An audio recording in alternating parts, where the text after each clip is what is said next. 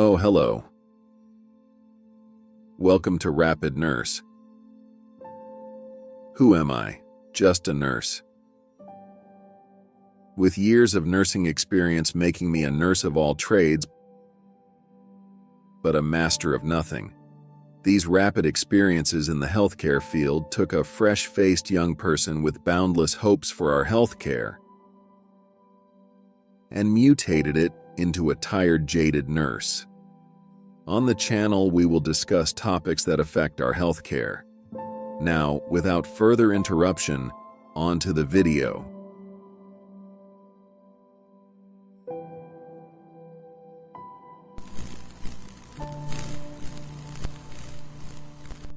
Welcome to our exploration of electroconvulsive therapy, or more commonly known as electric shock treatment. It's a treatment that has sparked controversy and morbid curiosity for decades. Today, we'll delve into its shocking history, discuss its pros and cons, and uncover its place in modern healthcare. Before we dive into the pros and cons of electric shock therapy, I want to share with you today's sponsor, Fiverr. Hey there, creators! Are you ready to spark up your projects and bring your ideas to life? Well, have I got something electrifying for you? Today's video is brought to you by none other than Fiverr, your one-stop shop for all things creative and innovative. Whether you're a budding entrepreneur, a seasoned content creator, or just someone with a brilliant idea buzzing around in your head, Fiverr has got you covered like a surge protector for your creativity. Need a logo that'll light up your brand like a neon sign? Fiverr's got graphic designers who'll shock you with their talent and creativity. Need a catchy jingle that'll have your audience dancing in their seats? Fiverr's got musicians who'll amp up your project with their killer beats. And the best part is by clicking on the link in this video, you will be assisting the Rapid Nurse channel and the talented entrepreneurs of Fiverr. The services offered is like plugging into a power outlet of possibilities. Fast, efficient, and guaranteed to leave you feeling positively charged. What are you waiting for? Don't let your ideas fade out like a dying battery. Head on over to Fiverr and let their talented freelancers ignite your projects with their highly electric skills. Remember, when it comes to bringing your ideas to life, Fiverr's got the power to supercharge your creativity. So, go ahead, make your mark on the world, and let Fiverr be the spark that lights your way by clicking on the link.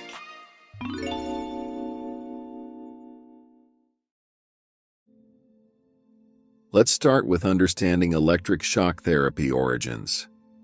Electroconvulsive therapy traces its roots back to the early 20th century, a time when mental illness was often misunderstood and stigmatized. In the 1930s, Italian psychiatrist Ugo Cerletti and his colleague Lucio Bini developed the first electroconvulsive therapy machine. They observed that inducing seizures in patients with schizophrenia led to temporary improvements in their symptoms. This discovery laid the foundation for the use of ECT as a treatment for various mental health disorders. The negative depictions of ECT in the media has led to a decline in the use of ECT during the 1950s to the 1970s. The Surgeon General stated there were problems with electroshock therapy in the initial years before anesthesia was routinely given, and that these now antiquated practices contributed to the negative portrayal of ECT in the popular media.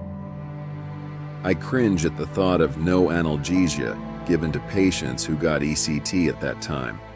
The pain and discomfort they must have experienced would have been awful.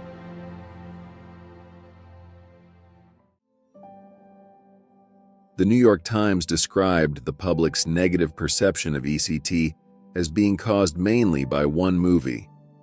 One Flew Over the Cuckoo's Nest. It was a tool of terror and, in the public mind, shock therapy has retained the tarnished image given it by Ken Kesey's novel, dangerous, inhumane, and overused. I have read the book and watched the movie One Flew Over the Cuckoo's Nest. Both are products of their time and should be preserved as masterpieces. Before I became a nurse, I heard of Nurse Ratched. That is how memorable the character is to this day. I even enjoyed Sarah Paulson's performance in Netflix's Ratched. Fast forward to today, and ECT has evolved into a more refined procedure. It's primarily used to treat severe depression, bipolar disorder, and certain types of schizophrenia when other treatments have failed. Electroconvulsive therapy is a procedure done under general anesthesia in which small electric currents are passed through the brain, intentionally triggering a brief seizure. ECT seems to cause changes in brain chemistry that can quickly reverse symptoms of certain mental health conditions. I once had a friend from Saskatoon who asked me to sneak him into the hospital unit that had an ECT machine. At that time, I was a student nurse and asked him why. He responded, "I was going to use it on myself." I told him I didn't have any practicums in psychology and suggested he seek a doctor's referral for one. He seemed disappointed in my answer. What did he expect? I would sneak him into the unit, turn on the ECT machine, and hand him the electrodes? Electroconvulsive therapy can be highly effective in providing rapid relief for patients who are in acute distress. It's especially beneficial for those who are at risk of self-harm.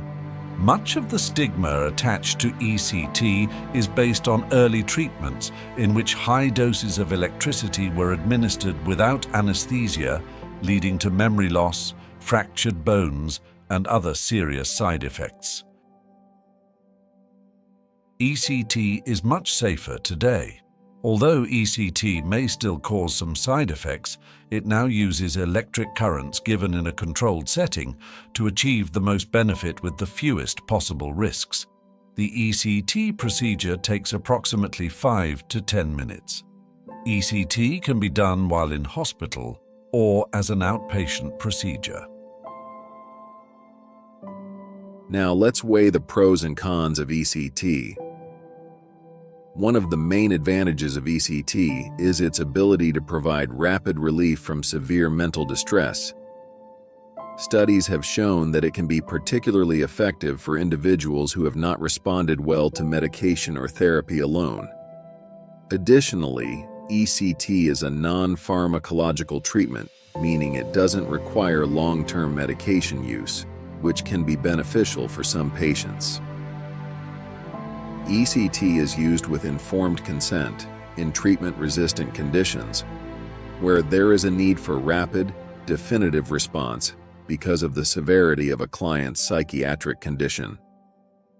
An analysis on the effectiveness of ECT in unipolar and bipolar depression was conducted in 2012. Results indicated that the clients with unipolar depression and bipolar depression responded to other medical treatments very differently, but both groups responded equally well to ECT. Overall remission rate for patients given a round of ECT treatment was 50.9% for those with unipolar depression and 53.2% for those with bipolar depression. However, ECT is not without its drawbacks. One of the most significant concerns is the potential for memory loss, both short-term and long-term. Other side effects may include nausea, jaw pain, headaches, muscle aches, and confusion. Furthermore, there's still a stigma surrounding ECT stemming from its controversial history and portrayals in popular culture. Another con, big con actually, is the risk of death. Analysis from 2017 found that the death rate of ECT was around 2 per 100,000 procedures. A review from 2011 reported an estimate of the mortality rate associated with ECT as 1 death per 73,440 treatments. While ECT helped alleviate my depression, the memory loss was difficult to cope with. It felt like pieces of my life were missing, and it took time to regain my sense of self. Despite its drawbacks, ECT remains a valuable treatment option for many individuals struggling with severe mental illness. As with any medical intervention, it's essential to weigh the risks and benefits and make informed decisions in collaboration with healthcare professionals. A big shout out to another content creator at the Stars Lounge, who provided the inspiration for the video and the gameplay clips of Dead by Daylight, Dr. Herman Carter. Give them a follow with the link in the description below. Thank you for joining us on this journey through the history, pros and cons of electroconvulsive therapy. Remember, mental health treatment is complex, and there's no one-size-fits-all solution. If you or someone you know is struggling, don't hesitate to reach out for help.